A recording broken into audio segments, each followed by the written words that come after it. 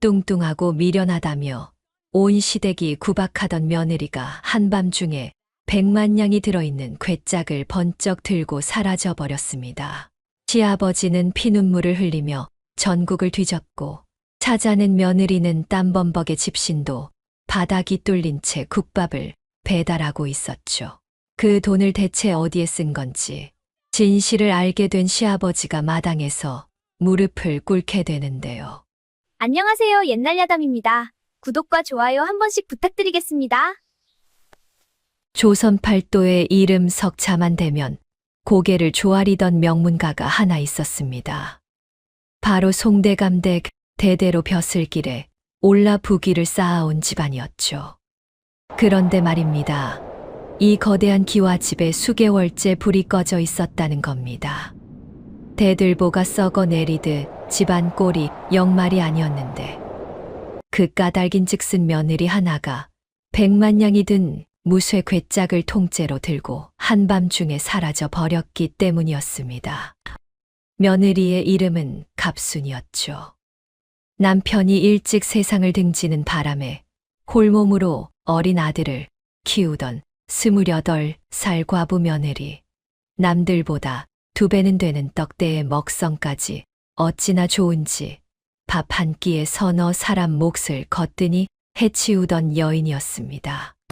시댁 친척들은 그런 갑순을 볼 때마다 코웃음을 치며 미련하다, 둔하다, 쓸모없다는 말을 입에 달고 살았는데 하필이면 그 미련하다던 며느리가 가문의 전 재산이나 다름없는 100만 냥을 몽땅 훔쳐 달아났으니 송대감 입장에서는 하늘이 무너지는 심정이었을 겁니다. 송대감은 올해로 65, 꼬장꼬장하기로 고을에서 둘째가라면 서러운 양반이었습니다.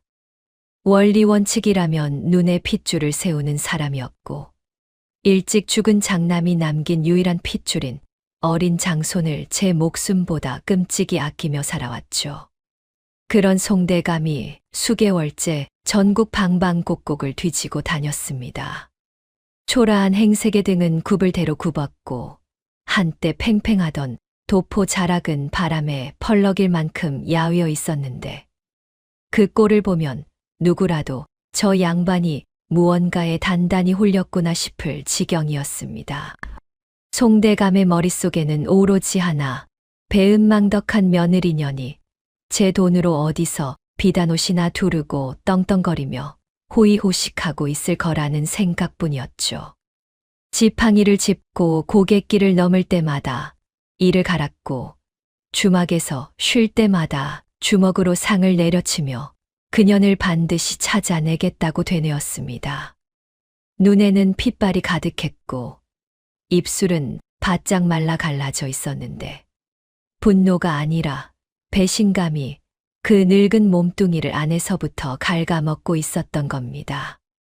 그렇게 발품을 팔고 또 팔아 마침내 도달한 곳이 있었으니 서울에서 한참을 내려온 어느 고을의 허름한 저작거리였습니다.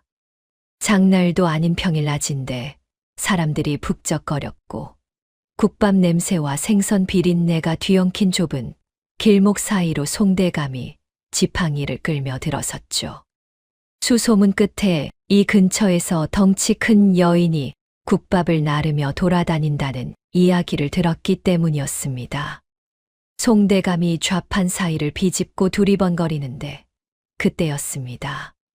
저 멀리 장터 한복판에서 사람들 사이를 헤집으며 걸어오는 거대한 그림자가 하나 보였던 겁니다.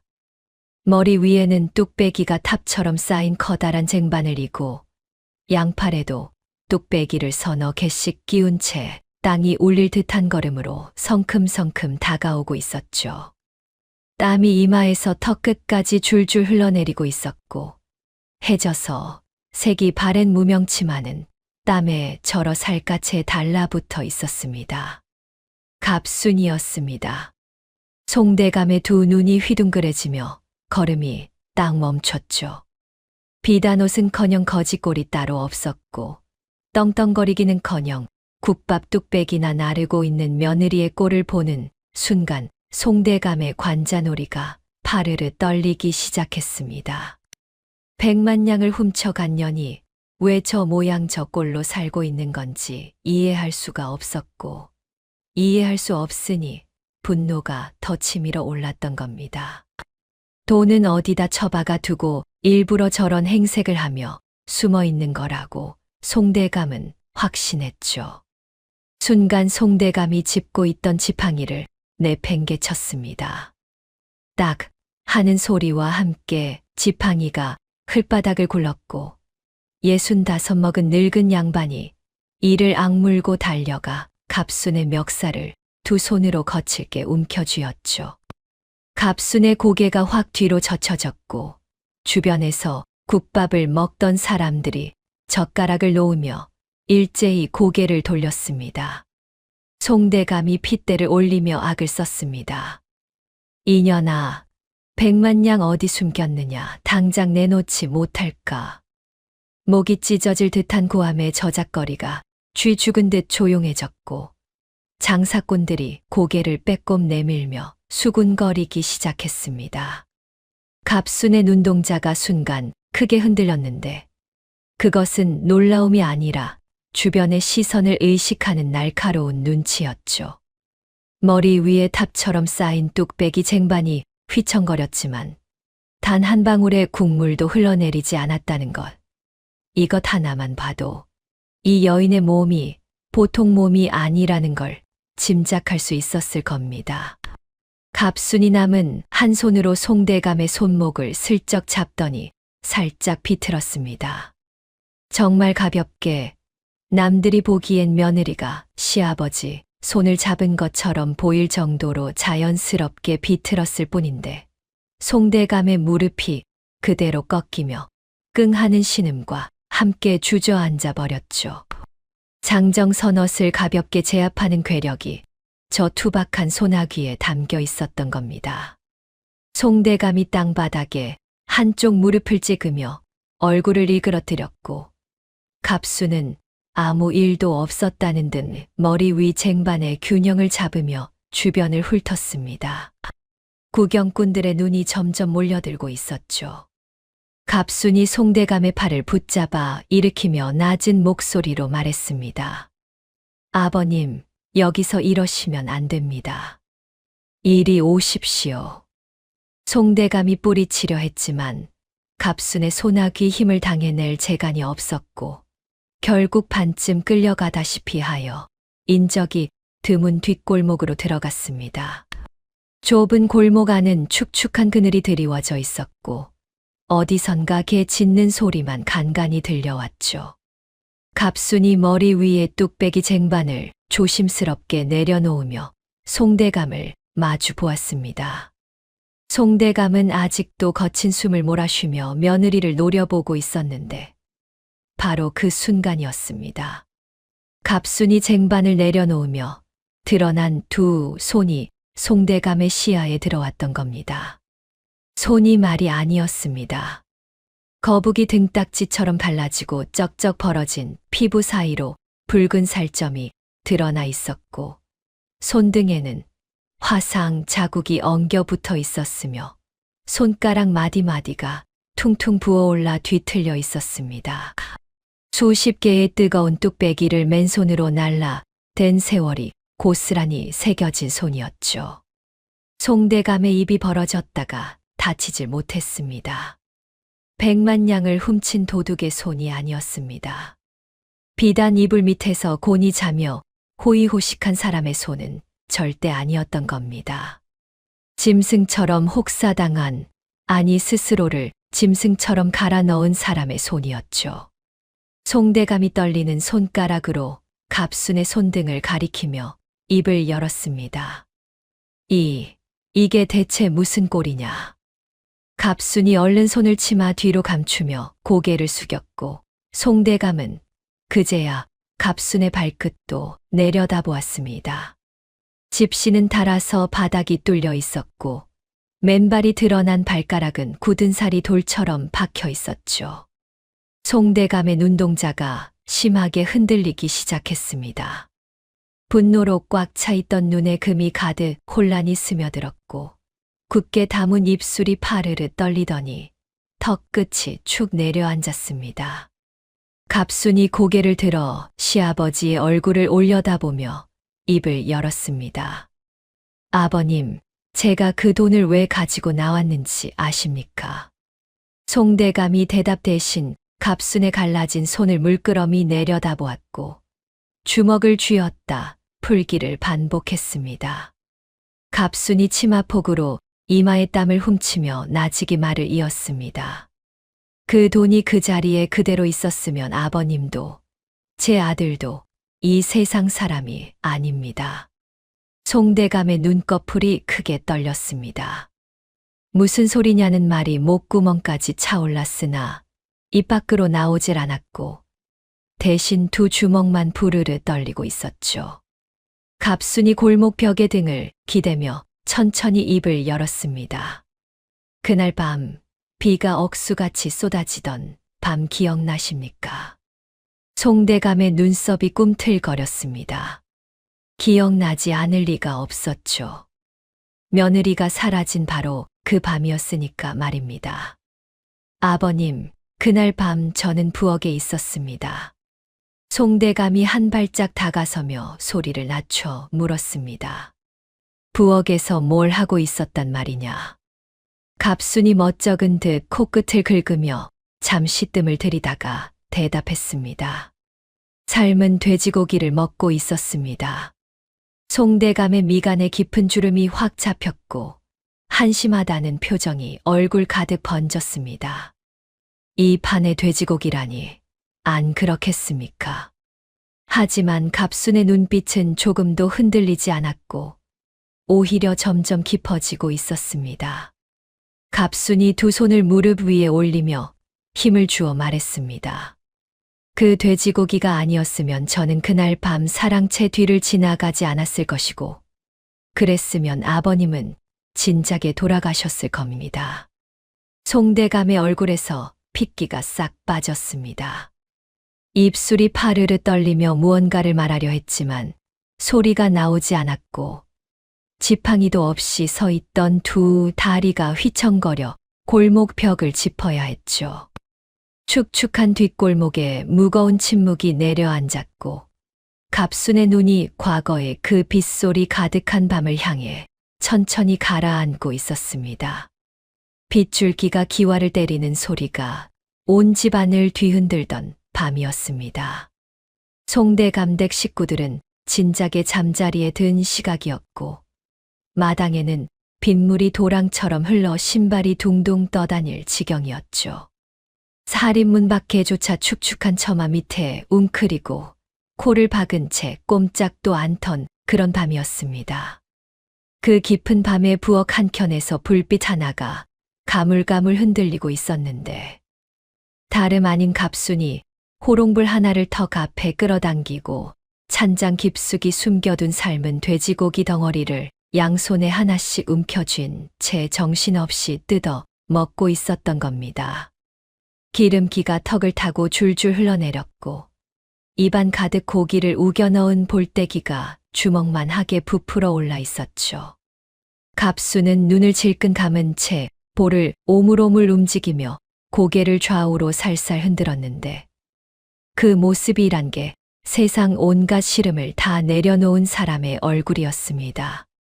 시어머니한테 쌀독에 코 박지 말라고 잔소리를 들은 게 아침이었고 작은 아버지 송만식네 식구들이 돼지년이라고 킥킥거린 게 점심때였는데 이 밤중에 홀로 돼지고기를 뜯는 이 순간만큼은 그 어떤 구박도 들리지 않았던 겁니다. 갑순이 고기 한 덩이를 꿀꺽 삼키고는 배를 양손으로 토닥토닥 두드리며 흐뭇하게 입꼬리를 올렸습니다. 아직 반쪽이 남은 돼지고기를 들어 코앞에 가져다 대고 냄새를 깊이 맡더니 흡족한 듯 어깨를 으쓱하며 다시 한 입 크게 베어 물었죠. 빗소리에 씹는 소리가 무척 다행이었습니다. 이 먹보가 한밤중에 부엌을 털고 있다는 걸 누가 알았더라면 또 한바탕 구박이 쏟아졌을 테니까 말입니다. 그렇게 돼지고기 한 덩어리를 말끔히 해치운 갑순이 기름진 손가락을 하나하나 빨아먹으며 부엌 뒷문을 살그머니 밀고 나섰습니다. 손에 묻은 기름기를 빗물에 씻어내려는 참이었죠. 차가운 빗줄기가 손등을 때리는데 갑순이 번뜩 고개를 들었습니다. 사랑채 뒤쪽 담장 너머로 낮은 목소리가 빗소리를 뚫고 스며들어 왔던 겁니다. 보통 때 같으면 그냥 지나쳤을 소리였습니다. 하지만 이 억수 같은 비 속에서 사랑채 뒷안에 사람이 있다는 것 자체가 이상했죠. 갑순이 발소리를 죽이며 담장 모서리에 몸을 바짝 붙였고 빗물이 얼굴을 타고 흘러내리는 것도 잊은 채 귀를 쫑긋 세웠습니다. 목소리의 주인은 송만식이었습니다. 송대감의 이복동생, 겉으로는 형님 하며 깍듯하게 구는 그 사람이었죠. 송만식의 맞은편에는 머리부터 발끝까지 검은 복면으로 감싼 사내가 서 있었고 빗속에서도 눈만 번들번들 빛나고 있었습니다. 살수였죠. 칼자루에 올린 손가락 마디마디에 굳은 살이 두텁게 박혀 있었고 비에 젖은 복면 사이로 거친 숨소리가 새어나오고 있었습니다. 송만식이 품에서 무언가를 꺼내 살수 앞으로 내밀었는데 기름 종이에 쌓인 얇은 묶음이었습니다. 선금이었죠. 살수가 그것을 받아 품 안에 집어넣는 동작이 눈 깜짝할 사이에 이루어졌고 송만식이 고개를 살수 쪽으로 바짝 들이밀며 빗소리에 묻힐 듯 낮은 목소리로 입을 열었습니다. 다음 주 형님이 장손을 데리고 묘소의 성묘를 가시는데 산길에서 산적 소행으로 꾸며라. 흔적은 남기지 말고. 살수가 복면 속에서 코웃음을 치며 되물었습니다. 대가는 송만식이 살수의 어깨를 한번 쥐었다 놓으며 입꼬리를 비틀어 올렸습니다. 넉넉하게 챙겨주겠다. 이 송만식이 그런 건 확실한 사람 아니겠소. 살수가 고개를 한번 까딱이더니 뒤도 돌아보지 않고 담장을 훌쩍 넘어 빗속으로 사라졌고 송만식은 빗물에 젖은 도포 자락을 털며 사랑채 안으로 미끄러지듯 들어갔습니다. 담장 뒤에 납작하게 붙어있던 갑순의 온몸이 나무십처럼 떨리고 있었습니다. 이가 딱딱 부딪히는 소리가 빗소리에 섞여 들렸고 방금 전까지 돼지고기를 먹으며 흐뭇해하던 그 얼굴은 온데간데 없이 사라져 있었죠. 두 손으로 입을 틀어막은 채 숨을 삼키고 또 삼켰는데 머릿속에서는 방금 들은 말이 빙빙 돌며 멈추질 않았던 겁니다. 갑수는 당장이라도 송대감의 방문을 두드리고 싶었습니다. 아버님 큰일 났습니다. 작은 아버지가 사람을 보내 아버님과 손자를 해치려 합니다. 이 말을 소리쳐 외치고 싶었죠. 하지만 갑순의 발이 땅에 뿌리를 박은 듯 움직이질 않았습니다. 아무 증거도 없었던 겁니다. 빗속에서 엿들은 이야기뿐이었고 살수는 이미 사라졌으며 송만식이 매민 선금 따위는 벌써 복면 사내의 품 안에 들어간 뒤였죠. 가뜩이나 미련하다, 둔하다는 소리를 입이 닳도록 듣던 며느리가 갑자기 달려가서 작은 아버지가 암살을 꾸몄다고 고함을 치면 어떻게 되겠습니까? 뚱뚱한 며느리가 야밤에 부엌에서 몰래 돼지고기를 훔쳐 먹다가 헛것을 본 거라고 살이 머리까지 쪄서 헛소리를 한다고 코방귀를 뀌었을 겁니다. 송만식은 발뺌을 할 것이고 오히려 미친 며느리년이 가문을 발칵 뒤집었다며 갑순만 쫓겨날 판이었죠. 갑순이 빗물을 맞으며 주저앉아 두 무릎을 끌어안았습니다. 머릿속이 돼지고기 기름처럼 엉겨붙어 아무 생각이 나지 않았는데 그때 안채에서 어린 아들이 잠꼬대를 하는 소리가 빗소리 사이로 가늘게 들려왔습니다. 갑순의 눈이 번쩍 떠졌죠. 아들이었습니다. 다음 주 성묘길에 송대감과 함께 올라갈 어린 장손, 그 아이가 바로 갑순의 아들이었던 겁니다. 갑순의 두 주먹이 진흙을 움켜쥐며 단단하게 굳어졌습니다. 이를 악물고 천천히 일어선 갑순의 눈에 사랑채 건너편 광이 들어왔죠. 가문의 비자금 100만냥이 들어있는 무쇠 괴짝이 바로 저 안에 있었습니다. 증거도 없고 도움을 청할 곳도 없는 미련한 뚱보 며느리가 할 수 있는 일은 딱 하나였습니다. 살수에게 건네기로 한 그대가 그 돈줄을 아예 끊어버리는 것이었죠. 돈이 없으면 살수는 움직이지 않을 것이고 살수가 움직이지 않으면 시아버지와 아들은 목숨을 부지할 수 있었습니다. 갑순이 광 앞에 섰을 때 자물쇠가 팔뚝만 한 쇠사슬에 감겨 있었고 그 안에 무쇠 괴짝은 장정 넷이 달라붙어도 끄떡없는 무게였습니다. 보통 사람이라면 엄두도 못 낼 일이었죠. 하지만 갑순은 보통 사람이 아니었습니다. 쇠사슬을 두 손으로 잡고 이를 악문 갑순이 온몸에 힘을 주자 팔뚝에 핏줄이 밧줄처럼 붉어져 나왔고 쇳소리가 비명을 지르듯 끼익 울리더니 자물쇠가 뜯겨 나갔습니다. 광문을 열고 들어선 갑순이 무쇠 괴짝 앞에 섰습니다. 두 팔로 괴짝 밑을 감싸 안고 무릎을 굽혀 힘을 모았죠. 갑순이 이를 꽉 깨물며 허리를 펴는 순간 목에서 뼈가 우두둑 소리를 냈고 괴짝이 떡하니 땅에서 떨어져 올라왔습니다. 100만냥이 든 무쇠 괴짝을 등에 짊어진 갑순이 광문을 나서자 빗줄기가 얼굴을 사정없이 후려쳤죠. 갑순이 뒷담을 넘기 전 안채 쪽을 한번 돌아보았습니다. 어린 아들이 자고 있을 방에 불빛은 없었고 빗소리만 가득했죠. 갑순의 입술이 파르르 떨리며 아들의 이름을 소리 없이 한 번 불렀고 이내 고개를 확 돌려 어둠 속으로 첫 발을 내디뎠습니다.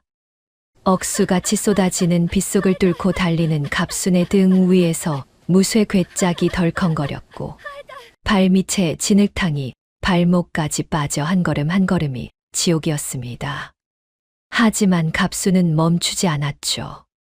이 몸이 무거우면 무거운 대로 밀고 나가면 그만이라는 듯 이를 악물고 어둠 속을 내달렸습니다. 다음 날 아침 빈광을 발견한 송대감댁이 발칵 뒤집혔고 갑순과 100만냥이 동시에 사라졌다는 사실에 온 집안이 벌집을 쑤신 듯 난리가 났습니다. 송대감은 대청마루에 주저앉아 하늘을 올려다보며 가슴을 쳤고 친척들은 역시 전연이 그런 년이었다며 침을 뱉었죠. 그리고 돈이 사라진 것을 가장 먼저 확인한 사람이 있었으니 바로 송만식이었습니다. 살수에게 넉넉히 쳐주겠다던 그 대가가 통째로 증발해 버렸으니 송만식의 얼굴이 백지장처럼 하얗게 질렸죠. 살수는 대가가 없으면 칼을 뽑지 않는 법이었고 결국 암살 계획은 물거품이 되어 사라졌습니다. 송대감과 어린 장소는 아무것도 모른 채 목숨을 건졌지만 갑수는 그날부터 가문의 전 재산을 훔쳐 달아난 천하의 몹쓸 도둑년이 되어버렸던 겁니다. 송만식은 겉으로 형님 앞에서 통곡하며 며느리를 잡아야 한다고 목소리를 높였지만 속으로는 갑순이 혹시 그날 밤의 비밀을 알고 있는 건 아닌지 불안에 떨며 이를 갈고 있었습니다. 돈을 되찾는 것도 급했지만 입을 막는 것이 더 급했던 겁니다. 송만식은 즉시 수하들을 풀어 갑순의 행방을 쫓기 시작했고 갑순은 그날 이후로 정체를 지우고 모습을 감춘 채 어디론가 흘러들어갔습니다. 갑순이 이야기를 마치고 시아버지를 올려다보았습니다.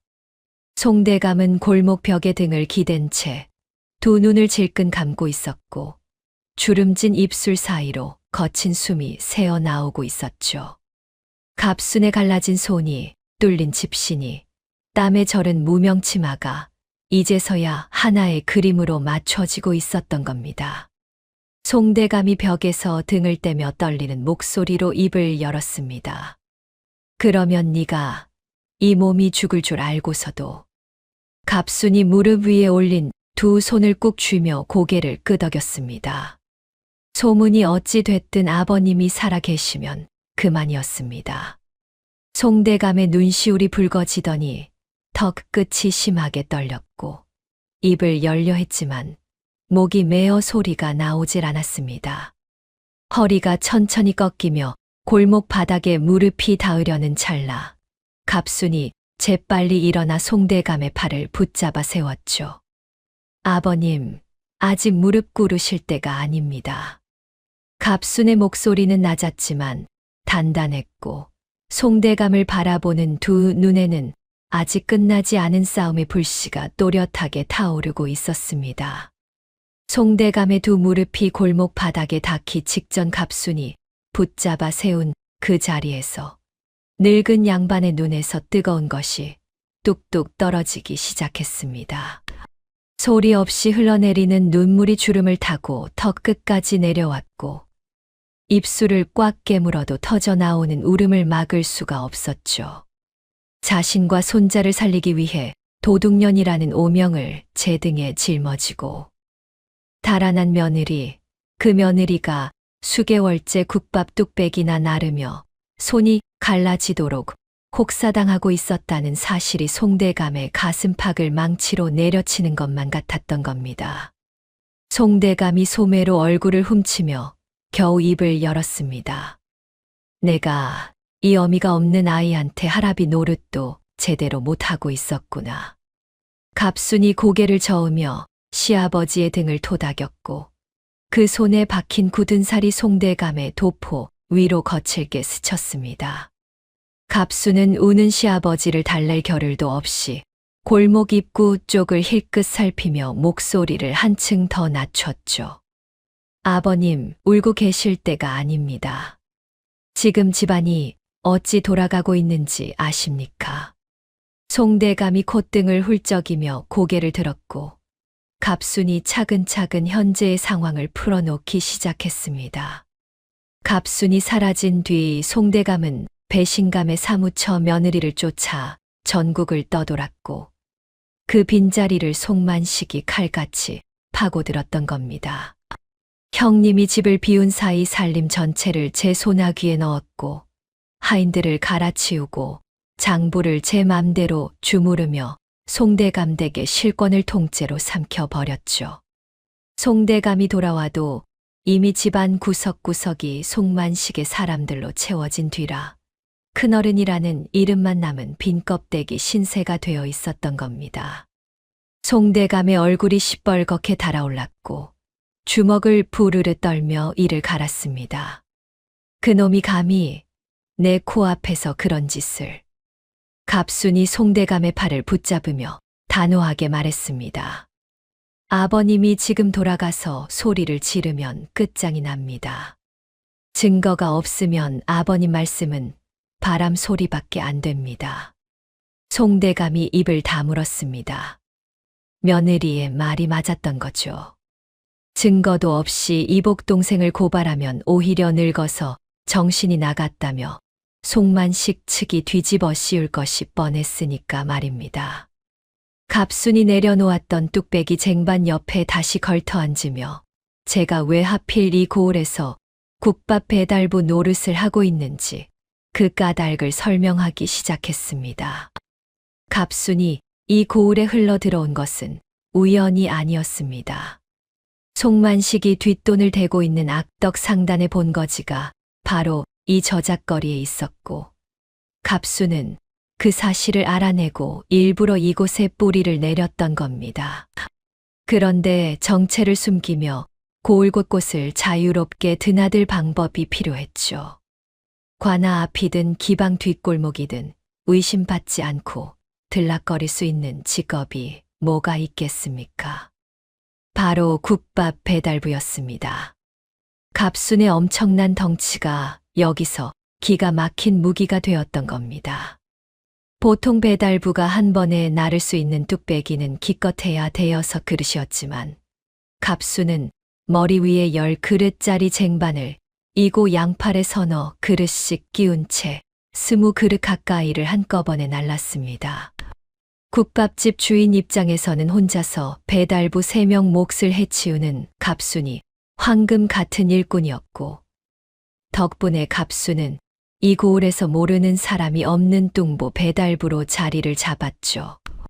관아에 국밥을 들이밀 때는 아전들이 나누는 잡담을 귀에 담았고, 기방에 술안주를 날라줄 때는 술 취한 상인들이 흘리는 거래 이야기를 주워 담았습니다.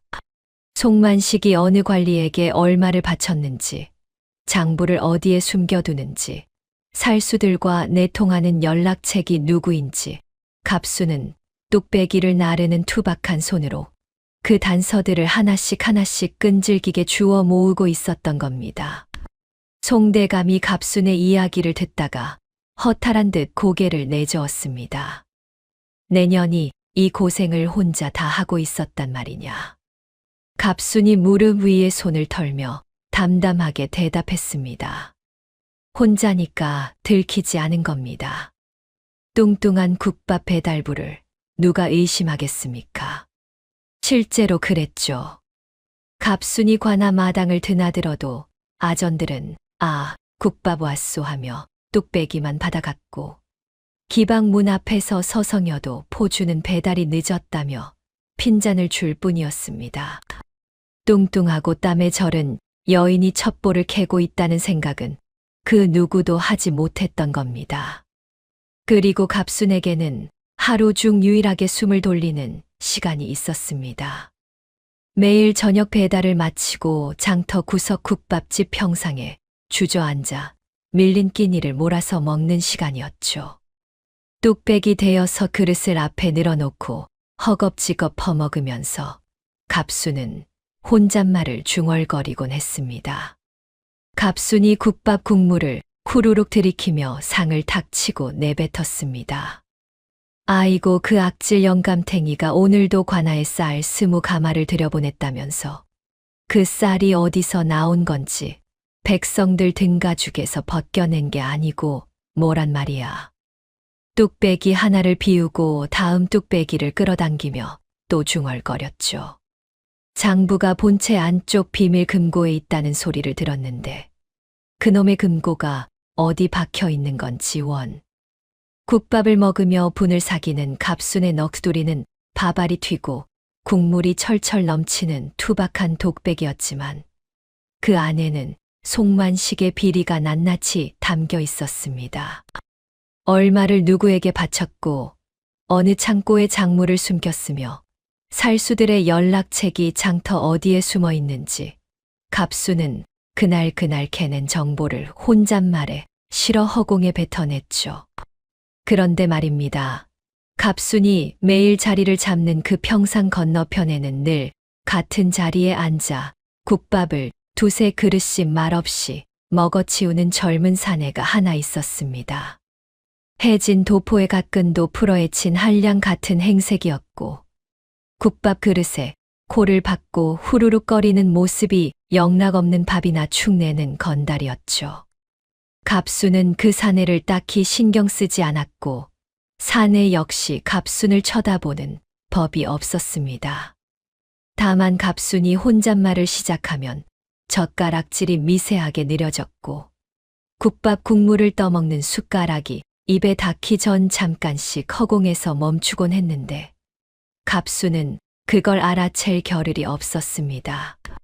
갑순이 마지막 뚝배기까지 싹싹 비우고 배를 두드리며 자리에서 일어나면 사내도 슬그머니 엉덩이를 떼고 어둠 속으로 사라지곤 했죠.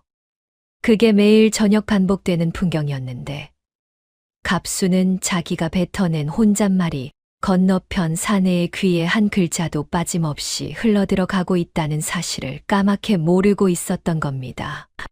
갑순이 시아버지에게 이 모든 과정을 설명한 뒤 골목 벽에 등을 기대며 한숨을 내쉬었습니다. 단서는 모았습니다. 뇌물 준 관리 이름도 알고 작물 숨긴 창고 위치도 알고 살수와 내통하는 연락책 얼굴도 봤습니다. 송대감이 고개를 끄덕이다가 미간을 찌푸리며 물었습니다. 그런데 왜 아직 관가에 고발하지 않은 게냐? 갑순이 고개를 좌우로 저으며 손가락을 세워 보였습니다. 이 고을 관아가 송만식 돈을 받아먹고 있는데 관가에 가면 제가 도둑으로 잡혀갑니다. 결정적인 물증이 있어야 합니다. 그놈이 살수한테 건넨 계약서, 그리고 매물 기록이 적힌 비밀 장부, 그 두 개가 제 손에 들어와야 판을 뒤집을 수 있습니다. 송대감이 턱을 괴며 무거운 목소리로 되물었습니다. 그것이 어디 있는지는 아느냐? 갑순이 입술을 꾹 깨물었다가 천천히 내뱉었습니다. 송만식 본체 안쪽 비밀 금고 안에 있습니다. 거기를 뚫어야 합니다. 송대감의 눈이 가늘어졌고 갑순의 두 눈에는 수개월간 국밥 뚝배기를 나르며 벼려온 칼날 같은 빛이 서려 있었습니다. 갑순이 비밀 금고 이야기를 꺼내자 송대감의 얼굴이 굳어졌습니다. 송만식의 본체라 하면 사병들이 담장을 빙 둘러 지키고 있는 철옹성이었고, 대낮에는 하인들이 개미떼처럼 드나들며 밤에는 무장한 호위병들이 교대로 순찰을 돌았죠. 갑순이 아무리 괴력의 소유자라 한들 그 경비를 힘으로 뚫고 들어간다는 것은 제 발로 죽으러 가는 것이나 마찬가지였습니다. 갑순도 그걸 모를 리가 없었죠. 수개월간 국밥을 배달하며 송만식 저택의 구조를 속속들이 파악해 둔 갑순이었으니까 말입니다.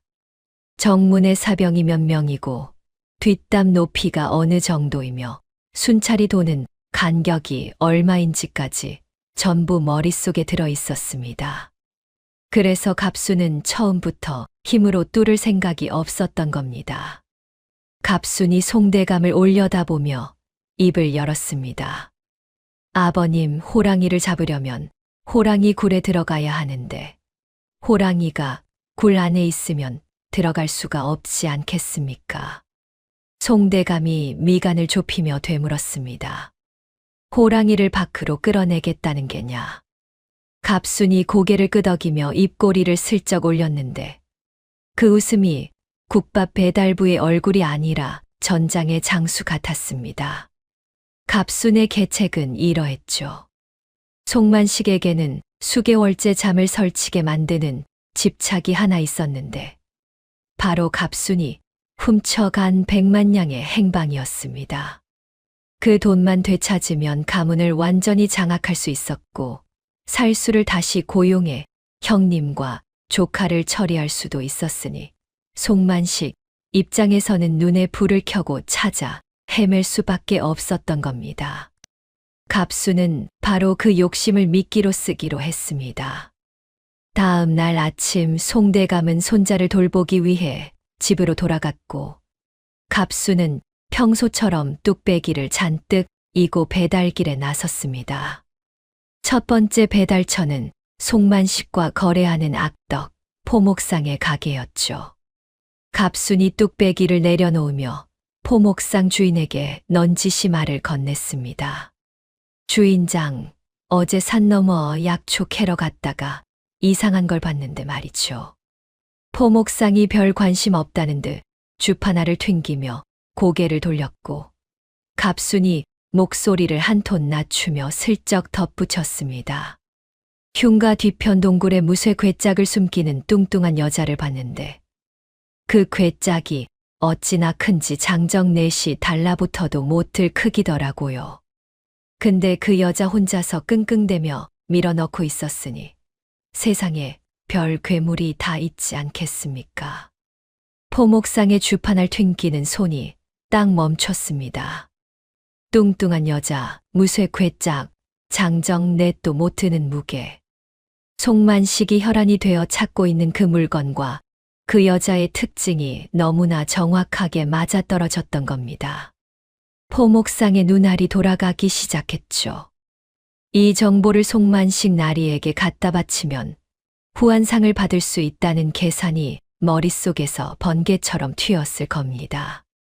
갑순이 뚝배기 값을 받아 챙기며 아무 일도 아니라는 듯 가게를 나서자 포목상은 가게 문을 쾅 닫고 송만식의 저택을 향해 내달리기 시작했습니다. 갑순이 뒤를 돌아보며 입꼬리를 실룩 올렸죠. 미끼를 물었던 겁니다. 소문은 갑순의 예상보다 빠르게 송만식의 귀에 꽂혔습니다. 포목상에게 이야기를 전해 들은 송만식의 반응이란 게 볼만했죠. 의자에서 벌떡 일어나더니 두 눈이 휘번덕거렸고 포목상의 멱살을 잡아 끌며 동굴 위치를 한 글자도 빠짐없이 캐물었습니다. 산 너머 흉가 뒤편이라는 말에 송만식의 콧구멍이 벌름거렸고 이마에 핏줄이 붉어지도록 흥분한 채 즉시 사병들을 소집했죠. 송만식이 대청마루의 사병들을 죄불러 세우며 소리쳤습니다. 당장 출발한다. 한 놈도 빠짐없이 따라와라. 사병 두목이 머뭇거리며 입을 열었습니다. 날이 저택 경비가 비게 되는데 괜찮겠습니까? 송만식이 사병 두목의 이마를 손가락으로 세게 찍으며 내뱉었습니다. 100만냥이 눈앞에 있는데 담장 지키고 앉아있을 셈이냐. 어서 움직여. 이성이라고는 찾아볼 수 없는 판단이었습니다. 100만냥이라는 세 글자가 송만식의 눈을 완전히 뒤집어 놓은 것이었고 그가 수개월간 알아온 집착이 판단력을 통째로 집어삼켜 버렸던 겁니다. 송만식은 사병들과 부리던 무례배들까지 싹싹 긁어모아 산 너머 동굴을 향해 먼지를 일으키며 떠났습니다.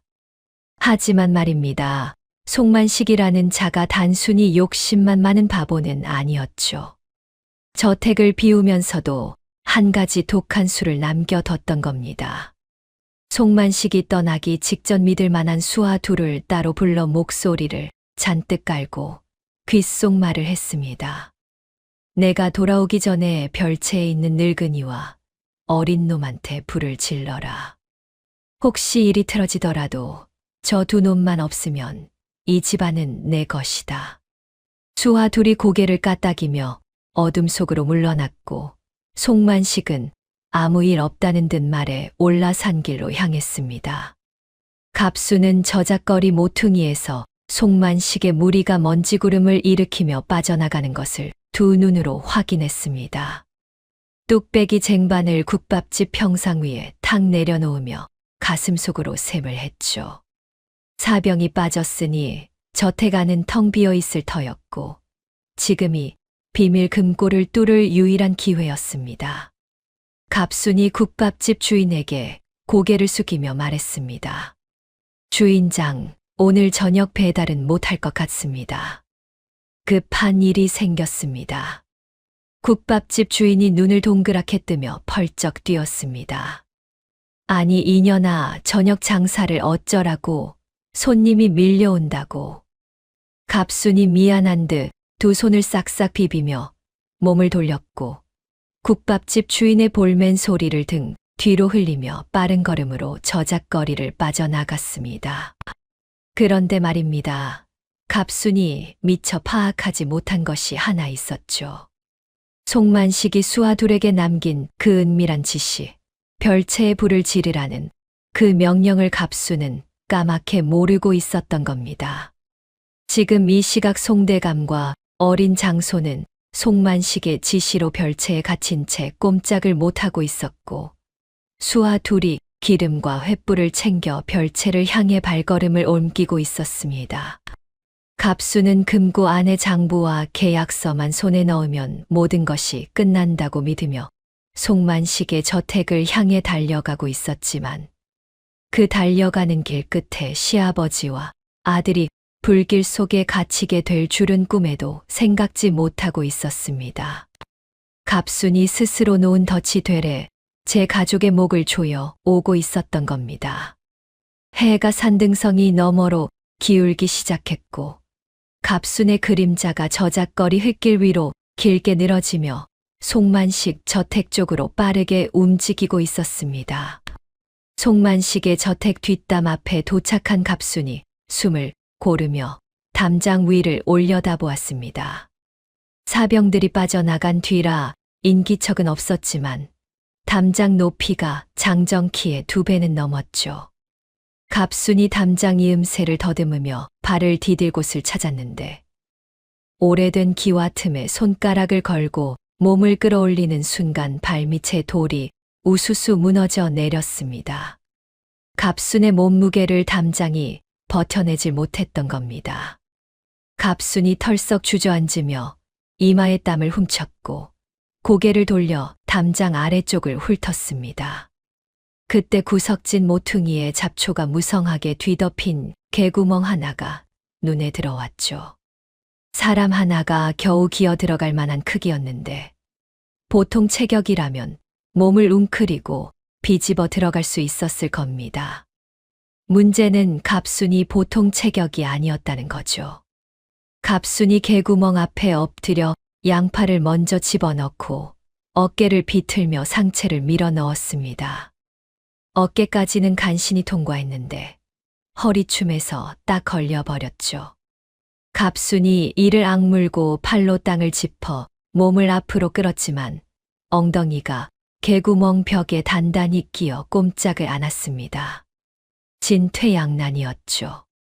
뒤로 빠지려 해도 안 빠지고 앞으로 나가려 해도 안 나가는 상황에 갑순의 얼굴이 시뻘겋게 달아올랐고 두 다리를 허공에서 버둥거리며 온몸에 힘을 주자 개구멍 돌벽이 끼익끼익 비명을 질렀습니다. 갑순이 숨을 크게 들이마시고 배를 획 집어넣으며 양팔에 사력을 다해 땅을 긁었더니 몸이 조금씩 앞으로 밀리기 시작했고 돌벽이 살갗을 긁으며 옷이 찢어지는 소리가 났지만 이를 악물고 기어간 끝에 겨우 반대편으로 빠져나왔습니다. 치마가 반쯤 찢어져 있었고 양쪽 팔뚝에 긁힌 자국이 줄줄이 나 있었지만 돌아볼 겨를이 없었죠. 담장 안으로 들어선 갑순이 몸을 낮추고 마당을 가로질러 본체 쪽으로 움직이기 시작했습니다.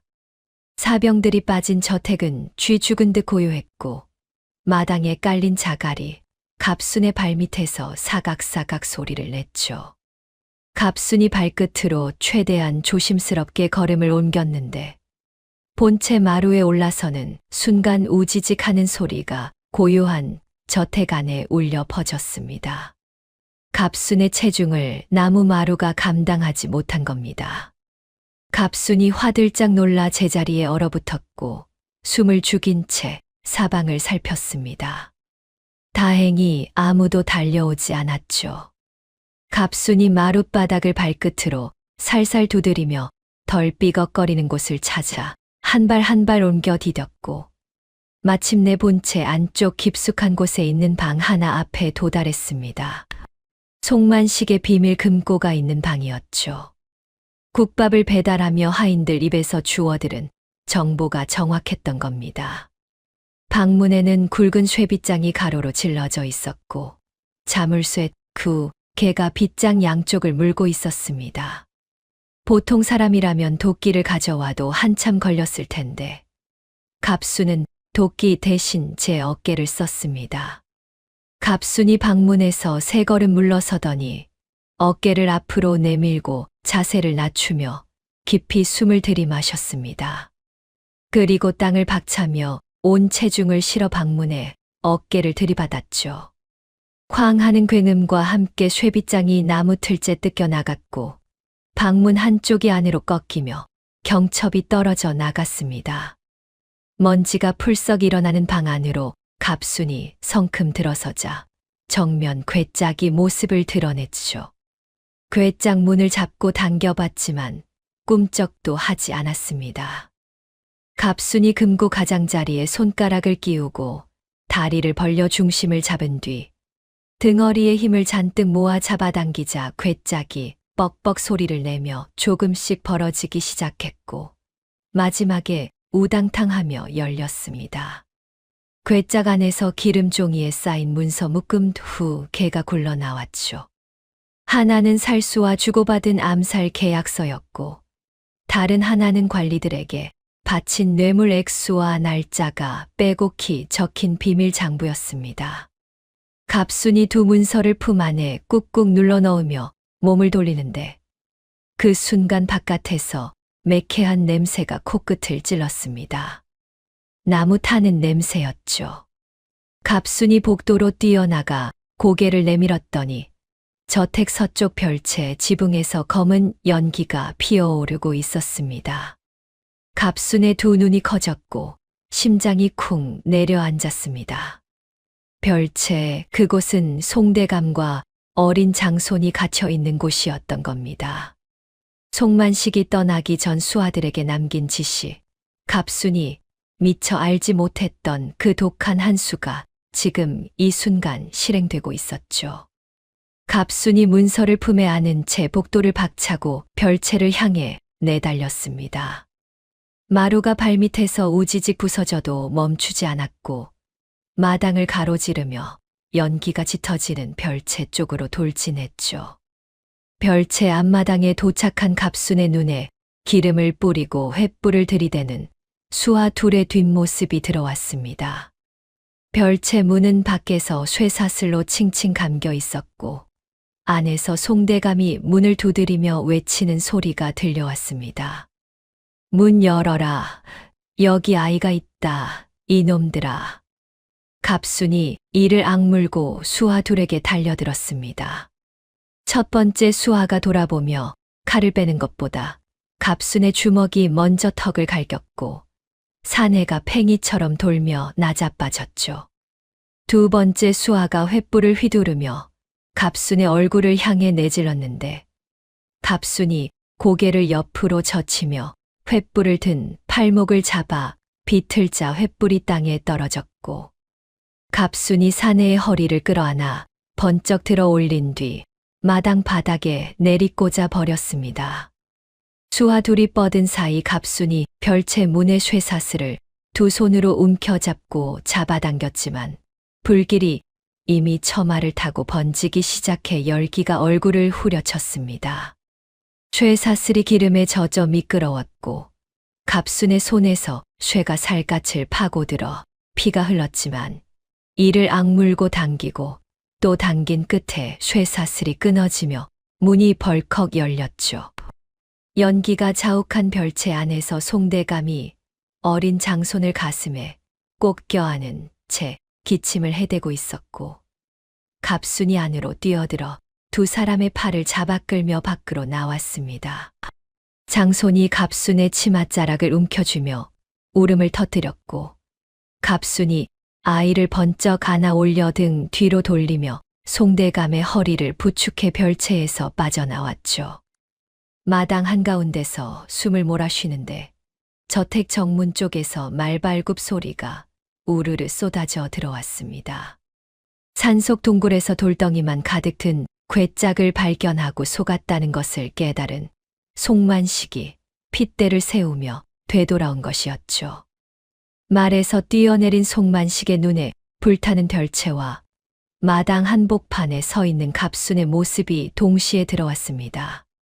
송만식이 허리춤에서 칼을 뽑아 들며 미친 듯이 달려왔습니다. 인연이 끝까지 내 발목을 잡는구나. 갑순이 등 뒤에 아이를 감싸며 한 발 물러섰고 송대감이 갑순 앞을 막아서려 했지만 늙은 다리가 휘청거렸죠. 송만식의 칼끝이 갑순을 향해 쭉 뻗어나가는 바로 그 찰나였습니다. 저택 대문이 안쪽에서 벼락을 맞은 듯 박살이 났습니다. 나무 파편이 사방으로 튀었고 먼지 사이로 관군 수십 명이 쏟아져 들어왔죠. 그 선두에 선 사내가 품에서 번쩍이는 것을 높이 쳐들며 저택 안을 찢어지게 울리는 목소리로 외쳤습니다. 암행어사 출두요. 그 사내는 다름 아닌 매일 저녁 장터 구석에서 국밥을 두세 그릇씩 말없이 먹어치우던 허름한 젊은 선비였습니다. 해진 도포 대신 어사 관복을 걸치고 풀어이 쳤던 가끈을 단단히 졸라맨 그 얼굴에는 더 이상 한량의 기색이라곤 찾아볼 수 없었죠. 손에 높이 든 마패가 불빛에 번들거렸고 관군들이 일제히 칼을 빼들며 송만식의 사병들을 애워쌌습니다. 송만식의 칼을 든 팔이 허공에서 딱 멈췄고 마패를 올려다본 두 눈이 경련하듯 떨리기 시작했습니다. 입이 벌어졌다 다치길 반복했지만 아무 소리도 나오지 않았죠. 젊은 선비가 마패를 든 채 성큼성큼 걸어와 송만식의 면전에 서며 입을 열었습니다. 송만식, 내 놈이 형을 죽이려 살수를 사들이고 관리에게 뇌물을 바친 죄, 이 마패 앞에서 낱낱이 밝혀질 것이다. 송만식의 무릎이 풀리며 칼이 손에서 미끄러져 땅에 쨍하고 떨어졌고 관군 둘이 달려들어 송만식의 양팔을 비틀어 포박해 버렸습니다. 갑순이 등 뒤에 아이를 내려놓으며 품에서 기름종이에 쌓인 문서 두 묶음을 꺼내 젊은 선비 앞으로 내밀었습니다. 어사또 이것이 그자의 죄를 증명할 물증입니다. 젊은 선비가 문서를 받아 펼쳐보며 고개를 끄덕였고 갑수는 그제야 무릎에 힘이 풀리며 마당 바닥에 털썩 주저앉았습니다. 등 뒤에서 별채가 타들어가는 열기가 느껴졌고 품 안에는 아무것도 남지 않았지만 시아버지와 아들이 살아서 제 눈앞에 서 있었습니다. 관군들이 송만식의 사병들을 하나씩 포박하는 동안 마당 한복판에 주저앉은 갑순의 귀에 아들의 울음소리가 들려왔습니다. 송대감의 품에 안겨 엉엉 울고 있는 어린 장손, 수개월째 얼굴 한 번 보지 못한 제 아들이 불과 10걸음 앞에 있었던 겁니다. 갑순의 턱이 바르르 떨렸습니다. 당장이라도 달려가 아이를 낚아채 품에 안고 싶었지만 몸이 움직이질 않았죠. 두 다리에 힘이 빠져 있기도 했지만 그보다는 아이가 자기를 알아볼 수 있을지 두려웠던 겁니다. 야반도주를 감행하던 그 빗속의 밤 이후로 갑수는 단 한 번도 아들 곁에 가지 못했습니다. 국밥 뚝배기를 나르며 손이 거북이 등처럼 갈라지는 동안에도 배달을 마치고 혼자 텅 빈 방에 누울 때에도 갑순의 머릿속에서 떠나지 않았던 것은 아이가 잠꼬대하던 그 가느다란 목소리였죠. 어떤 날은 장터에서 제 아들 또래의 아이가 어미 손을 잡고 엿을 사 먹는 걸 보다가 국밥 뚝배기를 떨어뜨린 적도 있었습니다. 주인에게 호되게 꾸지람을 듣고 깨진 뚝배기 조각을 주워 담으면서도 눈물이 멈추질 않았는데 그게 뚝배기 값 때문이 아니라 제 아이 손을 잡아본 게 언제였는지 기억이 나지 않아서였죠. 밤마다 잠들기 전 아이의 볼때기를 만지던 손끝의 감촉을 떠올리려 했지만 뜨거운 뚝배기에 데이고 데여 굳은 살이 두껍게 박힌 손가락에는 그 부드러운 감촉이 더 이상 남아있지 않았습니다. 한 번은 송대감대 근처까지 몰래 발걸음을 옮긴 적이 있었죠. 담장 너머로 아이가 마당에서 뛰어노는 소리가 들렸고 까르르 웃는 소리에 갑수는 담장에 등을 붙인 채 소리 없이 입을 틀어막고 울었습니다.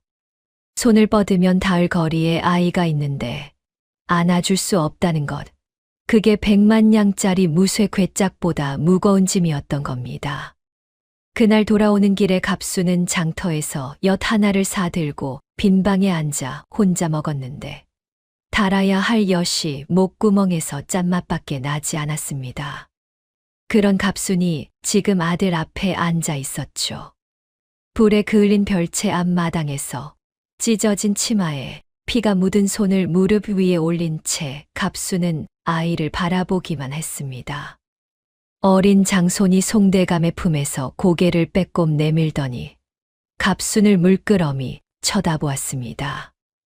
아이의 눈이 동그랗게 커졌고 고사리 같은 손이 갑순 쪽을 가리키며 입이 벌어졌죠.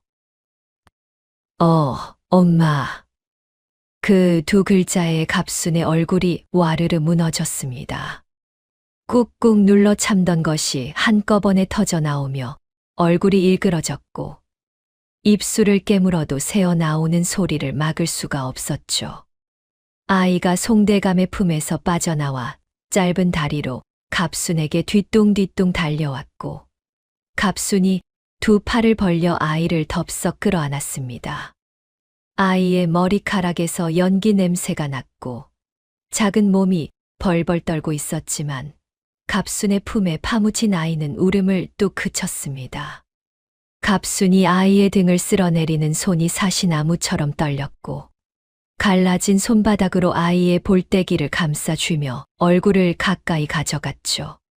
그 부드러운 살결이 굳은 살 사이로 전해지자 갑순의 눈에서 굵은 것이 뚝뚝 떨어져 아이의 이마 위로 흘러내렸습니다. 젊은 선비가 관군들에게 포박한 죄인들을 끌고 나가라 지시한 뒤 마당 한가운데로 걸어 나왔습니다. 어사 관복 자락이 바람에 펄럭였고 타다 남은 별채의 열기가 아직 마당 위를 맴돌고 있었죠. 젊은 선비가 갑순이 건넨 문서 묶음을 펼쳐 들며 무거운 목소리로 입을 열었습니다. 이 암살 계약서와 비밀 장부는 본관이 직접 내사한 내용과 빈틈없이 맞아떨어지요. 송만식의 죄상은 대역죄에 해당하니 조정에 장계를 올려 엄히 다스리겠소. 송대감이 비틀거리며 젊은 선비 앞에 다가가 허리를 깊이 숙였습니다. 어사또 이 늙은이의 어리석음이 집안을 이 꼴로 만들었습니다. 며느리가 아니었으면 이 목숨 진작에 끊어졌을 것인데 도둑이라 오해하고 쫓아다닌 죄를 어찌 갚아야 할지 모르겠습니다. 젊은 선비가 송대감의 어깨를 붙잡아 세우며 고개를 저었습니다. 대감 절을 하실 분이 이 사람이 아니지 않겠습니까? 젊은 선비의 시선이 갑순 쪽으로 향했고 송대감이 천천히 고개를 돌려 아이를 안고 있는 며느리를 바라보았습니다. 갑순은 아이의 머리카락에 코를 묻은 채 여전히 어깨를 들썩이며 울고 있었고 아이는 어미의 목을 꼭 껴안은 채 눈을 감고 있었죠. 송대감이 지팡이도 없이 느릿느릿 걸어가 갑순의 앞에 섰습니다. 마을 사람들이 소문을 듣고 몰려들어 저택 담장 너머로 고개를 빼꼼 내밀고 있었고 관군들도 발걸음을 멈추고 마당을 지켜보고 있었죠. 그 수많은 눈 앞에서 송대감의 두 무릎이 땅을 찍으며 내려앉았습니다. 등이 굽은 늙은 양반이 며느리를 향해 이마가 흙에 닿도록 깊이 절을 올렸고 주름진 이마에 마당에 흙이 묻어났습니다. 송대감이 이마를 땅에 댄 채 떨리는 목소리로 말했습니다. 갑순아, 이 집안이 너를 미련하다 했고 뚱뚱하다 했고 쓸모없다 했다. 그런데 그 미련하다던 년이 이 늙은이 목숨을 살렸고 그 뚱뚱하다던 몸이 무너지는 집안을 혼자 떠받치고 있었구나. 갑순이 고개를 들어 시아버지를 내려다보았고 아이를 안은 채 한 손으로 송대감의 팔을 잡아 일으키려 했지만 송대감이 고개를 저으며 바닥에서 움직이지 않았습니다. 일어나지 않겠다. 이 절을 받아라. 이것이 이 늙은이가 할 수 있는 전부다. 갑순의 입술이 파르르 떨리더니 결국 입을 꾹 다물고 고개를 끄덕였습니다. 아이가 갑순의 목에 매달린 채 할아버지를 내려다보며 고사리 손으로 송대감의 갓을 만졌고 구경하던 마을 사람들 사이에서 훌쩍이는 소리가 번지기 시작했죠. 젊은 선비가 한 발 뒤에 서서 그 풍경을 말없이 바라보다가 관군 하나를 불러 귓속말을 했습니다. 송만식을 포함해 공모자 전원을 옥에 가두고 대감댁의 재산과 살림은 원래 주인에게 돌려놓아라. 관군이 고개를 조아리며 물러났고 젊은 선비는 품에서 부채를 꺼내 톡톡 두드리며 불타는 별채를 올려다보았습니다. 장터 구석에서 국밥을 퍼먹으며 뚱보 배달부의 넋두리를 들을 때부터 이 산에는 갑순이 던지는 단서 하나하나를 퍼즐처럼 맞춰 가고 있었던 것이었죠. 갑순은 그저 분을 사귀며 혼잣말을 했을 뿐이었고 젊은 선비는 그 혼잣말 속에서 조선의 법이 심판해야 할 죄목들을 하나도 빠짐없이 건져 올렸던 겁니다. 불길이 잦아들며 별채 지붕에서 마지막 연기가 하늘로 올라갔고 마당 위에는 갑순과 아이와 송대감, 세 사람의 그림자만 길게 드리워져 있었습니다. 갑순이 아이의 볼때기를 두 손으로 감싸쥐며 이마를 맞대었고 아이의 숨소리가 갑순의 코끝에 닿을 때마다 갈라진 입술 사이로 웃음이 비어져 나왔죠. 그 웃음이 수개월 만에 갑순의 얼굴 위로 처음 번진 웃음이었습니다. 그로부터 사흘 뒤 고을관아 마당에 형틀이 세워졌습니다. 소문은 이미 온 고을에 퍼질 대로 퍼져 있었고 새벽부터 관아 담장 밖으로 백성들이 구름대처럼 몰려들었죠.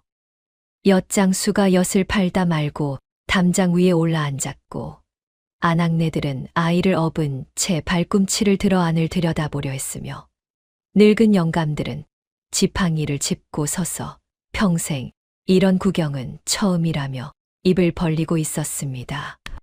형틀 앞으로 끌려 나온 송만식의 꼴이란 것이 볼만했죠.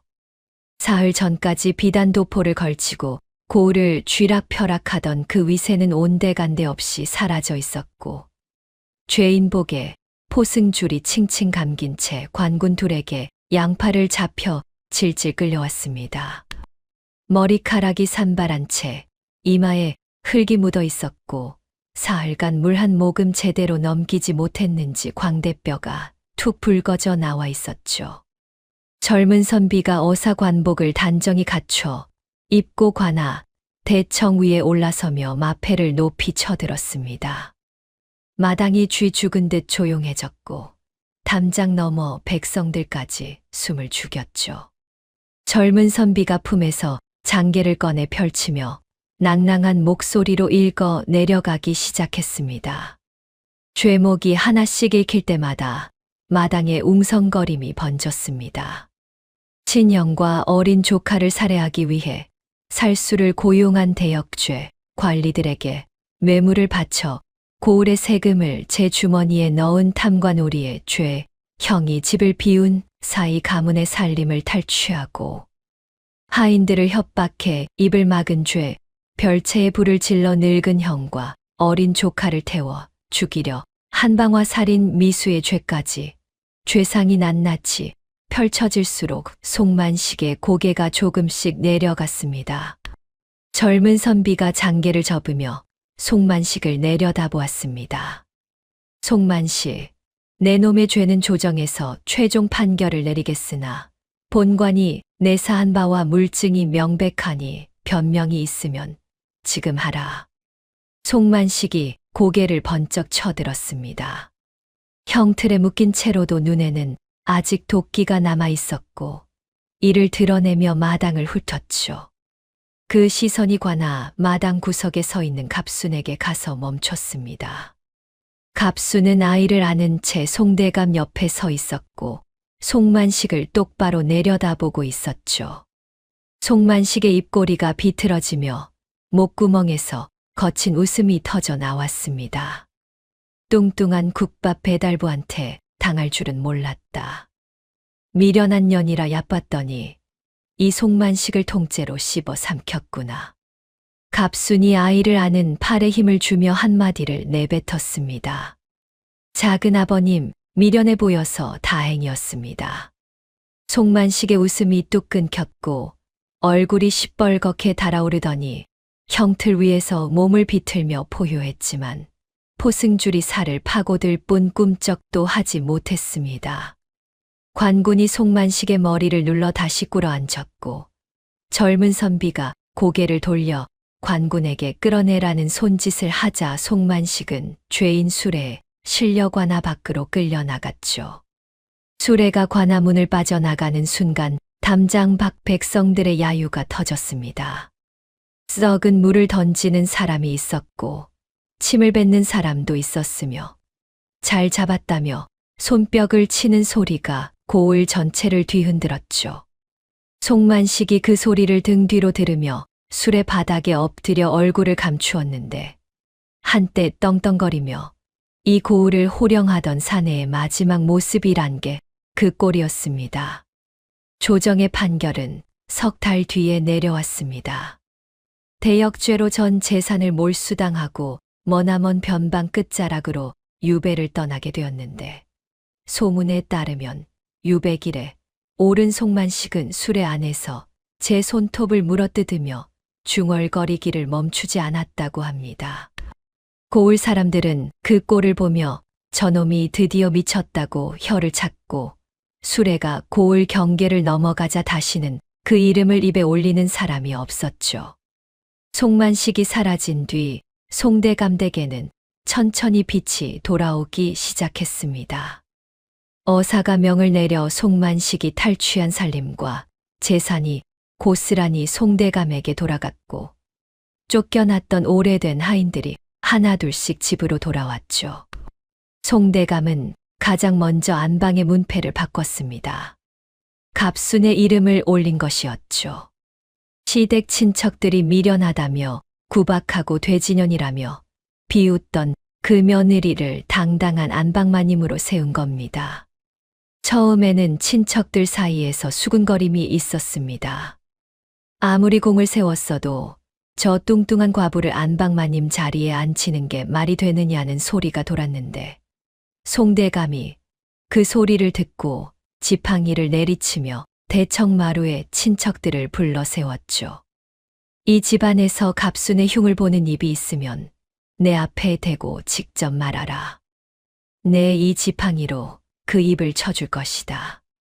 그 뒤로 갑순에게 감히 손가락질하는 사람은 단 한 명도 없었습니다. 계절이 바뀌고 또 바뀌어 송대감댁에 잔칫날이 돌아왔습니다. 대청마루 아래 마당에 돗자리가 깔리고 음식이 산처럼 차려졌는데, 그 한가운데에 갑순이 떡하니 앉아 고봉밥을 퍼먹고 있었죠. 밥 위에 갈비찜이 탑처럼 쌓여 있었고, 옆에는 잡채가 대야만 한 그릇에 담겨 있었으며, 갑순은 양손에 숟가락과 젓가락을 하나씩 쥐고 쉬지 않고 입으로 날랐습니다. 예전 같았으면 저 꼴 좀 보라며 코웃음을 치는 친척이 한둘은 있었을 겁니다. 하지만 이제 갑순이 먹는 모습을 보며 인상을 쓰는 사람은 아무도 없었죠. 오히려 송대감이 직접 부엌에서 가장 맛있는 수육 접시를 들고 나와 갑순의 밥그릇 위에 올려놓으며 흐뭇한 얼굴로 고개를 끄덕였습니다. 더 먹어라. 많이 먹어야 이 집안 기둥이 튼튼하지 않겠느냐. 갑순이 수육을 입에 넣으며 볼때기를 부풀린 채 씩 웃었고, 송대감이 그 모습을 바라보며 눈가에 깊은 주름을 접었습니다. 갑순의 무릎 위에서는 어린 장손이 어미의 밥그릇에서 고기를 하나씩 집어먹고 있었고, 갑순은 아이의 입가에 묻은 양념을 엄지손가락으로 쓱 닦아주며 제 입에 넣었죠. 그 엄지손가락에는 아직도 화상 자국이 남아 있었고, 손등에 갈라진 피부는 완전히 아물지 않았습니다. 하지만 그 손이 젓가락을 들면 고봉밥이 사라졌고, 아이의 볼때기를 감싸면 세상에서 가장 포근한 손이 되었으며, 무쇠 궤짝을 들어 올릴 때는 이 조선 천지에 당해낼 자가 없는 손이었죠.